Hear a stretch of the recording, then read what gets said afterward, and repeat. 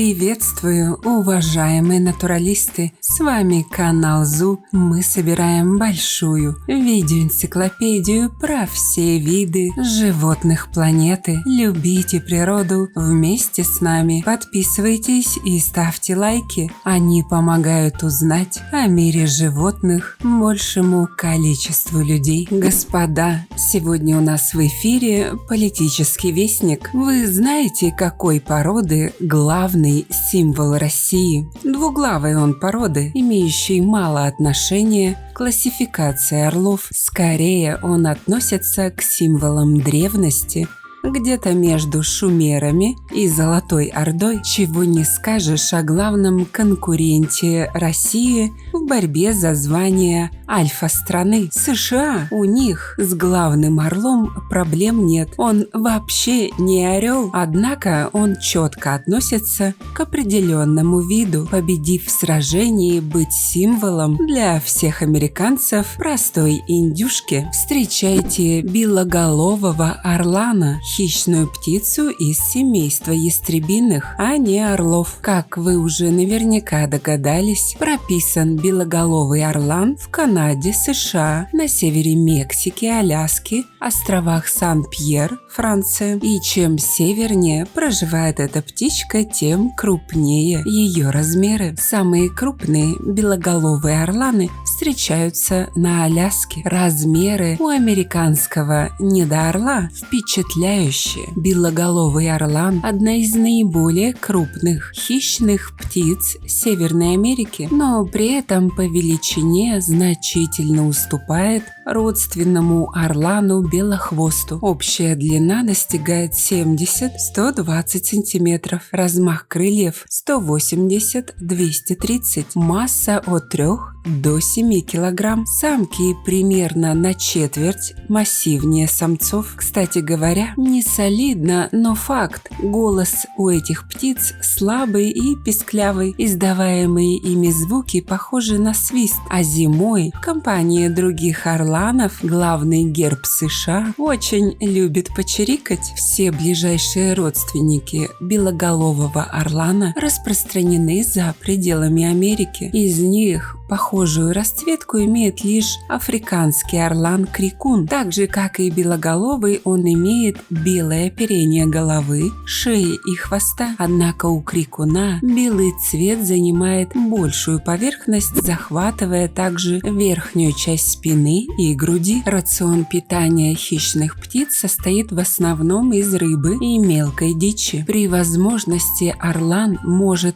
отбирать пищу у других животных и есть падаль. На основе сравнительного анализа было доказано, что 58% всей употребляемой пищи – это рыба, 26% приходится на птицу, 14% на млекопитающих и 2% на другие группы животных. Таким образом, орланы предпочитают рыбку другим видам корма. Соответственно, и места обитания белоголового орлана всегда ассоциируются с крупным водоемом, океаном, лиманом, большим озером или широким участком реки. Охотится хищник преимущественно на мелководье. С воздуха он примечает добычу, резко пикирует вниз и цепким движением хватает жертву. При этом мочить ему удается только ноги, остальное оперение остается сухим. Скорость обычного полета составляет от 55 до 70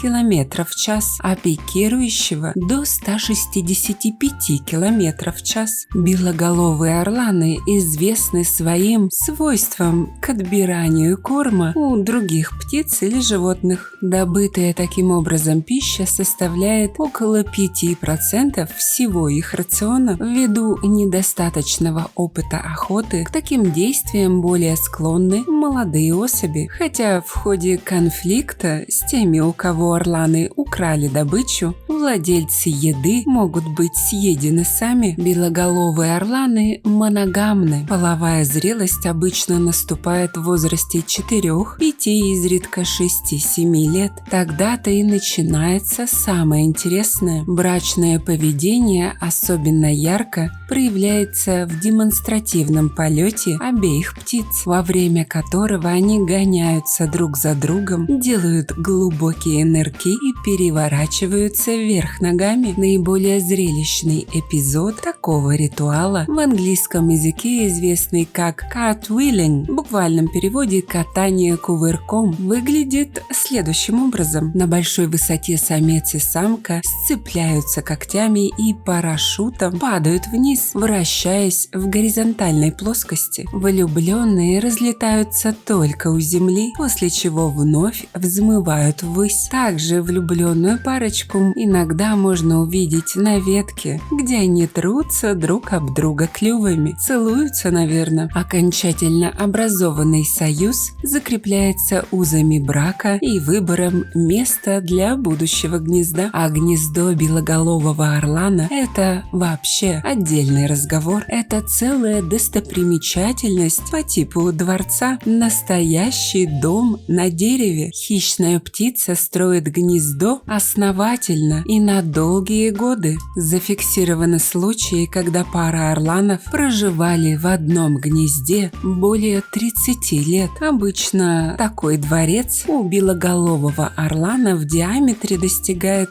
от 2,5 до 3 метров и до 5 метров в высоту. А одно из таких творений занесено в книгу рекордов Гиннесса. Его высота составляла 6 метров, а вес был свыше 2 тонн. Вот это, я понимаю, дворец. И к тому же достроенный. По мере износа птицы реконструируют свой дом, чаще всегда добавляя в него новые элементы и свежие ветки. В результате спустя годы вес гнезда составляет больше тонны. Само по себе гнездо орлана не разрушается, и его конец приходит лишь тогда, когда ветки дерева, на котором оно построено, просто не выдерживают массы конструкции и обламываются. Спустя месяц после начала строительных работ самки откладывают от 1 до 3 яиц с интервалом до 2 дней. Если кладка разорена, самки снова откладывают яйца. Спустя 35 дней вылупляются птенцы. Из-за разницы в откладывании яиц одни появляются на свет раньше, чем другие. Орланиха все время находится в гнезде и кормит малышей, пока самец добывает пищу. К 6-й неделе птенцы сами умеют разрывать мясо, а к 10 совершают первый полет. У половины из них он заканчивается неудачей,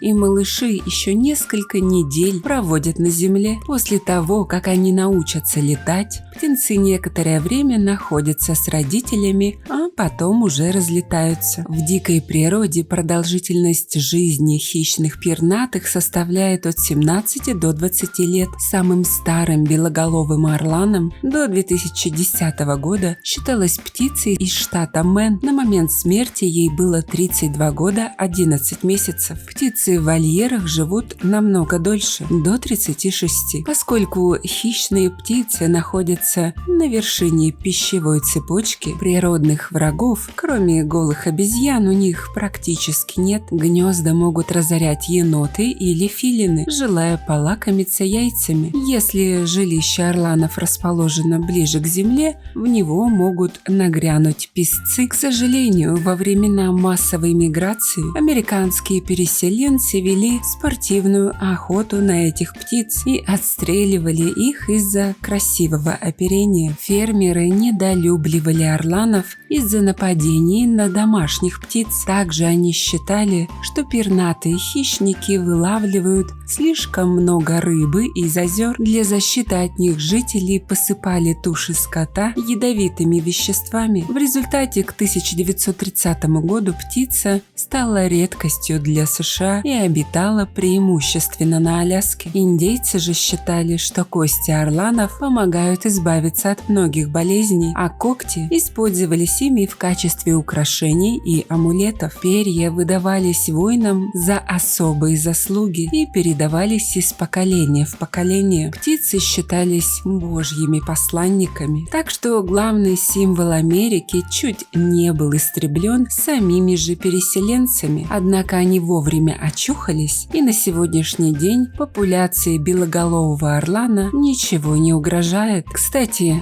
о споре с индейкой Бенджамин Франклин, это тот, который на $100, в письме к своей дочери признался о своем сожалении в избрании орлана в качестве символа США, отдав предпочтение индейке. Цитата: «Лично я не хотел бы, чтобы белоголовый орлан был выбран представлять нашу страну. Это птица с плохими моральными чертами. Она не зарабатывает средства честным трудом. Ты могла увидеть ее, восседающей на неком мертвом дереве возле реки, где она даже ленится сама ловить рыбу, а вместо этого наблюдает за работой охотящегося за рыбой ястреба. А когда та трудолюбивая птица наконец хватает рыбу и приносит ее в гнездо для своей половинки и птенцов, то белоголовый орлан преследует ее и отнимает добычу. При всей этой несправедливости он никогда не оказывается на высоте. Зато, подобно людям, живущим жульничеством и грабежами, он, как правило, нищий и очень часто омерзительный. Кроме того, он труслив. Маленькая, не больше воробья птичка-тиран нагло атакует его и выдворяет со своего участка. Поэтому он ни в коем случае не может быть символом храброго американского государства, которое прогнало всех тиранов из нашей страны». Конец цитаты. А как вы считаете, к какому виду орлов можно отнести нашего двуглавого орла? Пишите в комментах. Становитесь спонсорами проекта всего за 99 рублей в месяц. Этим вы поможете популяризировать зоологию, что очень важно в современном мире. Также обращаю ваше внимание на то, что у нас появились дизайнерские брендовые футболки от канала. Приобрести их можно по ссылкам в описании к видео. Спасибо, что посмотрели этот ролик. Не забывайте ставить лайки, писать комментарии о том, какого бы животного вы хотели бы увидеть в следующем видео, и делиться этим видео с друзьями. Это очень помогает развитию нашего небольшого сообщества. Подписывайтесь на наши паблики по ссылкам в описании к видео. Там много интересного. С вами был канал о животных ЗУ. Мы собираем большую видеоэнциклопедию про все виды животных планеты. Любите природу вместе с нами. До скорых встреч!